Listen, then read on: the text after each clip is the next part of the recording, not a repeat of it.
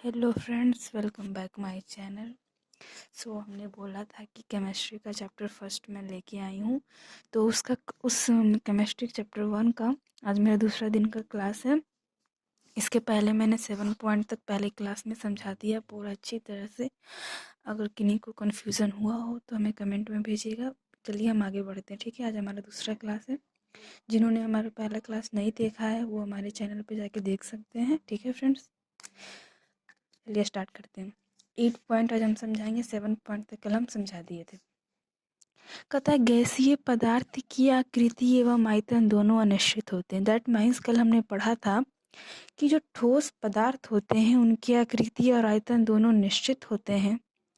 द्रव्य पदार्थ होते हैं उनकी आकृति अनिश्चित और आयतन निश्चित होते हैं। तो गैस, आपने गैस देखा है? हाँ, वे कभी कभी देखा है गैस, लेकिन वैसे हमने देखा नहीं है, बस महसूस किया कि हाँ यहाँ पे गैस है, ये है वो है। गैस लीक होते आपने सूंघा होगा, कभी कभी गैस लीक होता है तो आपने सूंघा होगा, अनुभव किया होगा, देखा नहीं होगा। हाँ, तो उसकी कोई आकृति होती है? कोई भी आकृति का वो आ जाता है, उसका कुछ आयतन होता है कि नहीं, इतना आयतन है, इतना आयतन नहीं होता है। तो इसीलिए हमने बोला कि गैस पदार्थ जो भी होते हैं उनके आयतन दोनों अनिश्चित होते हैं। चलिए अब 9 पॉइंट की ओर चलते हैं। हमने अच्छी तरह से समझा रही हूँ, कोई भी दिक्कत हो, नहीं समझ में आ रहा तो मैं कमेंट में भेजिएगा, ठीक है। अब आगे, किसी ठोस अवस्था से बिना द्रव अवस्था में गए सीधे वाष्प में परिवर्तन हो ऊर्ध्वपातन कहलाता है। दैट मीन्स ऊर्ध्वपातन का मतलब क्या होता है? सब्लिमेशन, इंग्लिश में हमेशा ऊर्ध्वपातन को सब्लिमेशन कहते हैं।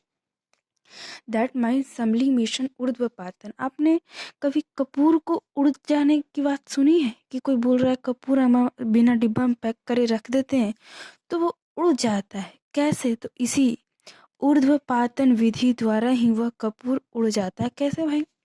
देखिए, कपूर हम एग्जाम्पल में लिए, कपूर ठोस अवस्था में होता है। हाँ भाई, ठोस अवस्था में कपूर होता है, तो वो बिना द्रव, यानी कि वो द्रव में नहीं बदलता है, सीधे क्या चीज में, वाष्प में परिवर्तन होता है। इसीलिए तो वो तुरंत हवा में मिलकर गायब हो जाता है, खत्म हो जाता है। उदाहरण के थ्रू आपको हमने समझाया है। हमने उदाहरण क्या लिया? कपूर लिया, ठीक है। आप और भी ले सकते हैं, जैसे कि आयोडीन, अमोनियम क्लोराइड, ये सभी जो है आप इन लोग का भी कर सकते हैं, लेकिन हमारे घर में ज़्यादातर कपूर का उपयोग होता है, इसीलिए हमने कपूर का एग्जाम्पल लेके अच्छी तरह से समझा दिया, ठीक है। अब अगला पॉइंट चलते हैं। ठंडा करने पर किसी द्रव्य को ठोस में बदलना उसका जमना कहलाता है। बस यहाँ तक पहले पहले हम यहाँ तक समझते हैं। हम पानी लेते हैं, उदाहरण से हम आपको समझा रहे हैं, आप बस उदाहरण को समझिए, पूरा समझ में आ जाएगा, ठीक है। हमने ये सब डिफिनीशन लिखा, ऊर्ध्वपातन क्या है तो आप डिफिनीशन बता के एग्जाम्पल थ्रू आप बता सकते हो। तो हम उदाहरण लेते हैं पानी। पानी को हम रेफ्रिजरेटर में ठंडा, फ्रीजिंग करते हैं, तो पानी क्या बदलता है? ठोस में बदलता है, यानी कि द्रव में बदलता है। वही कह रहा, ठंडा करने पर द्रव जो होता है वह ठोस में बदलता है। पानी बर्फ में द्रव से ठोस में बदलता है, उसी को तो जमना कहते हैं भाई। हम लोग गर्मी के दिनों में पानी को जमा के बर्फ बनाते हैं, फिर उसको खाते हैं, फिर उसको कुछ भी करते हैं, बर्फ का यूज करते हैं, तो वही तो जमना है, ठीक है। अब आगे, जिस ताप पर द्रव्य को ठोस में परिवर्तित करते हैं उसे हिमनांक कहते हैं। आप किसी द्रव्य को लीजिए, उसको ठोस में बदलिएगा तो उसको द्रव्य का हिमनांक कहते हैं, ठीक है। आ गई बात समझ में? अब आगे, किसी द्रव्य को उसके क्वथनांक के नीचे के ताप पर वाष्प में परिवर्तन वाष्पन कहलाता है। आपने बचपन ये या फिर 645 में पढ़ा होगा वाष्पन। That means evaporation. एवापोरेशन तो आप लोग पढ़े होंगे। तो आप लोग क्या पढ़े हो एवापोरेशन में?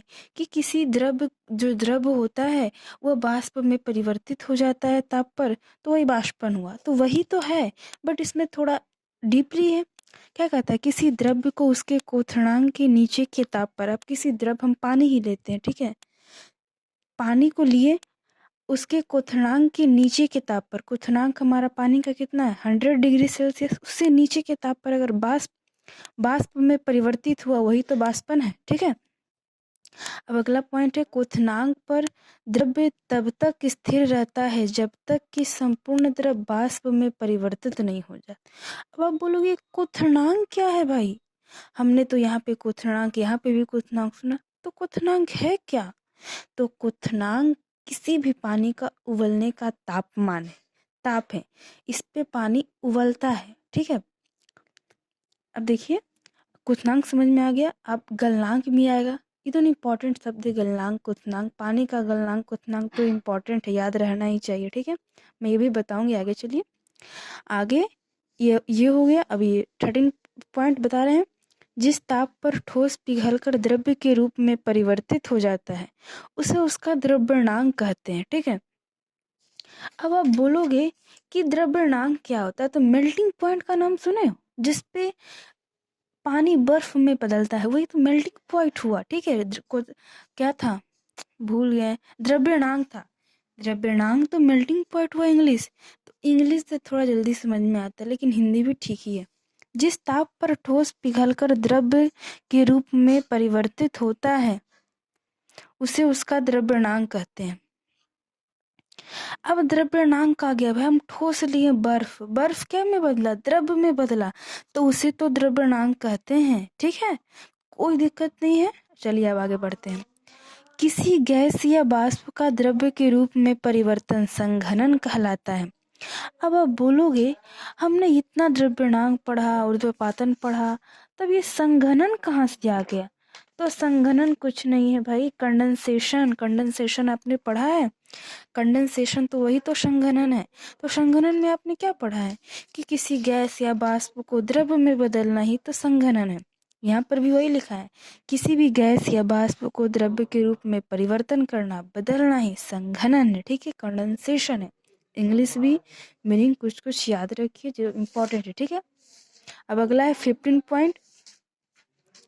पदार्थ के कण अनवरत गतिमान रहते, ये तो आपको समझना है कि आप पदार्थ लिए, उसके जो कण होते हैं अनवरत गतिमान, इधर से उधर गतिमान रहते हैं एनी टाइम, ठीक है।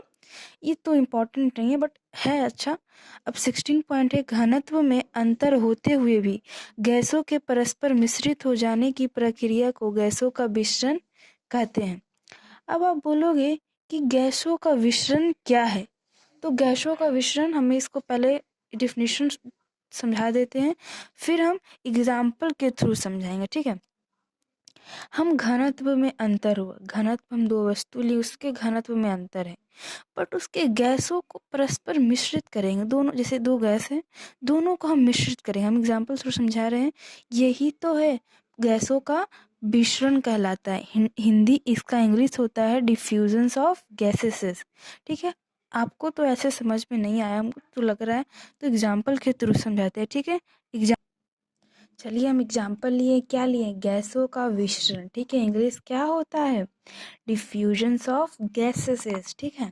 तो हमने एग्जाम्पल में क्या लिया, ये दो डिब्बा मानिए, ठीक है, ढक्कन लिखा हुआ है ना, तो यानी कि एक डिब्बा यहाँ से यहाँ तक है, एक डिब्बा यहाँ से यहाँ तक है, ठीक है। एक डिब्बा में H2 हाइड्रोजन भरती है और एक डिब्बा में O2 ऑक्सीजन, कोई कंफ्यूजन नहीं ना, O2 और H2 में। H2 यानी कि हाइड्रोजन, O2 यानी कि ऑक्सीजन, कोई कंफ्यूजन नहीं रखना, ठीक है। ऑक्सीजन क्या कह रहा है, देखिए यहाँ पे क्या हुआ, H2 और O2 का मिश्रण हुआ है, तो मिश्रण कैसे होगा भाई, हम ढक्कन को खोलेंगे तब ना ये दोनों मिलेगा। तो वही तो हम कर रहे हैं कि हम दो गैस, ये दोनों तो गैस, ऑक्सीजन और हाइड्रोजन, तो दो गैसों को हम इसमें परस्पर, दोनों को ढक्कन को खोल देंगे तो परस्पर मिश्रित हो जाएगा, तो ये तो गैसों का मिश्रण है, ठीक है फ्रेंड्स। हम एग्जाम्पल के थ्रू समझा दिए, अब आगे बढ़।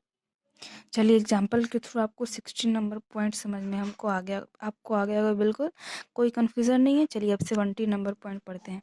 गैसों के द्वारा किसी बर्तन की दीवारों के प्रति इकाई क्षेत्रफल पर आरोपित बल को गैस का दाब कहते हैं। दाब का मतलब जानते हो ना, प्रेशर, ठीक है, प्रेशर। तो प्रेशर ऑफ गैसेस, गैस का दाब, प्रेशर ऑफ गैस। तो कहता है देखिए, अब गैस के द्वारा किसी बर्तन या फिर किसी वस्तु की दीवार जो होती है चारों तरफ, जैसे कि यही है तो इसको चारों तरफ एक दीवार है, तो दीवार पर जो इकाई क्षेत्रफल आरोपित बल के द्वारा हो रहा है, जो बल के द्वारा, आरोपित बल के द्वारा इसके क्षेत्रफल पर दाब पड़ रहा है, यही तो गैसों का दाब है। दिक्कत नहीं ना इसमें है, गैसों का दाब क्या है, गैसों के द्वारा किसी बर्तन की दीवारों के प्रति क्षेत्रफल पर इकाई क्षेत्रफल पर आरोपित बल को ही गैसों का दाब कहते हैं, प्रेशर ऑफ गैस। ठीक है, तो यहाँ तक आपको कोई कन्फ्यूजन नहीं होगा मुझे लगता है, क्योंकि मैंने एग्जाम्पल के थ्रू आपको जो जो पॉइंट हार्ड था मैंने उसे एग्जाम्पल के थ्रू समझाया। ठीक है फ्रेंड्स, अगर कोई दिक्कत हो तो कमेंट में भेजिएगा, अच्छा लगा तो लाइक शेयर सब्सक्राइब जरूर कीजिएगा। ठीक है फ्रेंड्स, बाय।